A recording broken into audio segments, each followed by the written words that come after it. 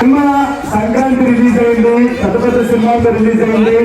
అయినా మీరు Sankranti block buster talk ఇచ్చి సంక్రాంతి బ్లాక్ బస్టర్ గా నిలబెట్టినందుకు మీ అందరికి పర్సనల్ గా వచ్చి కలుసుకొని థ్యాంక్ యూ చెప్పుకోవాలనిపించింది. Thank you very much Vizag. I love you guys.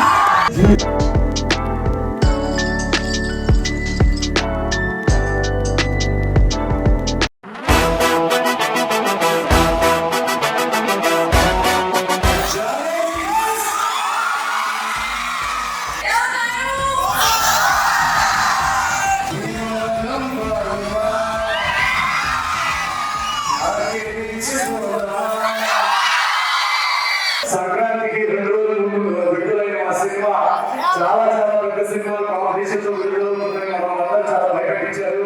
ఈ సినిమా వినబడుతుందా అని చాలా మంది అడిగారు. మాకు కూడా ఆ జవాబు దానికి ఏంటి ఆన్సర్ అనేది మాకు తెలియలేదు.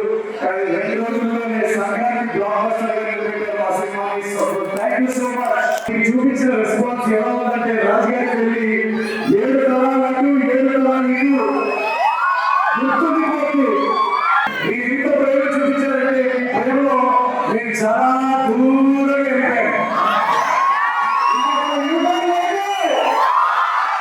ఫిల్మ్ ఇండస్ట్రీ స్టార్టింగ్ లో నేను ఆడిషన్స్ ఇస్తున్నప్పుడు హీరోకి ఫ్యామిలీ బ్యాక్గ్రౌండ్ లేదని చాలా మంది భయపెట్టించేవాళ్ళు. ఒక్కసారి ఈ రోజు 4వ బ్లాక్ బస్టర్ కొట్టిన తర్వాత ఒక చిన్న మాట చెప్తాను. నాకు ఫ్యామిలీ బ్యాక్గ్రౌండ్ లేదేమో కానీ ఈ బ్యాక్గ్రౌండ్ లో చాలా మంది